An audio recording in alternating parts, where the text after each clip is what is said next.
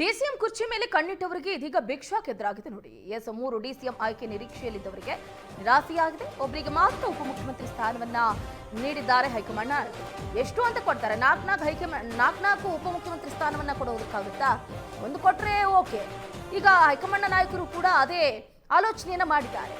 ಒಂದು ಸ್ಥಾನವನ್ನ doctor G Parameshwar ಅವರಿಗೆ ನೀಡೋದ್ರ ಮುಖಾಂತರ ಇನ್ನು ಮೂವರಿಗೆ ಎಲ್ಲ ಒಂದು ಕಡೆ ಅನ್ಯಾಯ ಮಾಡಿದ್ದಾರೆ ಅಂತ ಅವರು ಮಾತಾಡ್ಕೊಳ್ತಿದ್ದಾರೆ.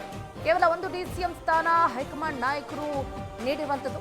ಡಿಸಿಎಂ ಸ್ಥಾನದ ರೇಸ್ನಲ್ಲಿದ್ದಂತಹ ಸತೀಶ್ ಜಾರಕಿಹೊಳಿ, ಎಂಬಿ ಪಾಟೀಲ್ರು, ಕೆಎಚ್ ಮುನಿಯಪ್ಪ, ಈಶ್ವರ್ ಖಂಡ್ರೆ 3 ಡಿಸಿಎಂ ನಿರೀಕ್ಷೆಯಲ್ಲಿದ್ದಂತಹ ನಾಯಕರು.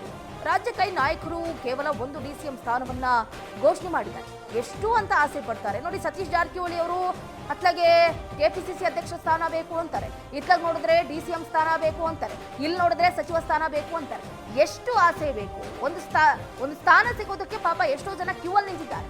ಎಷ್ಟೋ ಜನ ಹಿರಿಯ ನಾಯಕರು ಇವತ್ತಿಗೂ ಕೂಡ ಅವರಿಗೆ ಸ್ಥಾನಮಾನ ಸಿಕ್ಕಿಲ್ಲ. ಅವರನ್ನ ಹೋಲಿಸ್ಕೊಂಡ್ರೆ ನೀವೇ ಬೆಸ್ಟು. ಸತೀಶ್ ಜಾರಕಿಹೊಳಿ ಅವ್ರದ್ದು ಯಾಕೋ ಅತಿ ಆಸೆ ಆಯ್ತು ಅಂತ ಅನ್ಸುತ್ತೆ. ಅಲ್ಲಿ ನೋಡಿದ್ರೆ ಕೆಪಿಸಿಸಿ ಅಧ್ಯಕ್ಷ ಸ್ಥಾನಕ್ಕೂ ರೇಸ್ನಲ್ಲಿ, ಮುಖ್ಯಮಂತ್ರಿ ಸ್ಥಾನಕ್ಕೂ ರೇಸ್ನಲ್ಲಿ, ಡಿಸಿಎಂ ಸ್ಥಾನಕ್ಕೂ ರೇಸ್ನಲ್ಲಿ. ಇಲ್ಲಿ ನೋಡಿದ್ರೆ ಸಚಿವ ಸ್ಥಾನ ಬೇಕೇ ಬೇಕು, ಇದೇ ಖಾತೆ ಬೇಕು, ಅದೇ ಖಾತೆ ಬೇಕು ಅಂತ ದೊಡ್ಡ ಲಿಸ್ಟೇ ಕೊಡ್ತಾರೆ. ಇವ್ರನ್ನ ಬಿಡಿ, ಎಂಬಿ ಪಾಟೀಲ್ರು ಕೂಡ ಅಷ್ಟೇ, ಕೆಎಚ್ ಮುನಿಯಪ್ಪನವರು ಅಷ್ಟೇ, ಈಶ್ವರ್ ಖಂಡ್ರೆ ಭಾರಿ ಎಕ್ಸ್ಪೆಕ್ಟೇಷನ್ ಇಟ್ಕೊಂಡಿದ್ರು. ಆದರೆ ಈಗ ಎಕ್ಸ್ಪೆಕ್ಟೇಷನ್ ರೀಚ್ ಆಗಿಲ್ಲ. ರೀಚ್ ಆಗಿಲ್ಲದೆ ಇರೋದ್ರಿಂದ ಬಹಳ ಬೇಜಾರಾಗಿದ್ದಾರೆ. ರಾಜ್ಯ ಕೈ ನಾಯಕರು ಕೇವಲ ಒಂದು ಡಿಸಿಎಂ ಸ್ಥಾನವನ್ನ ಘೋಷಣೆ ಮಾಡುವುದರ ಮುಖಾಂತರ ಡಾಕ್ಟರ್ ಜಿ ಪರಮೇಶ್ವರ್ ಅವರಿಗೆ ನ್ಯಾಯವನ್ನು ಒದಗಿಸಿಕೊಟ್ಟಿದ್ದಾರೆ.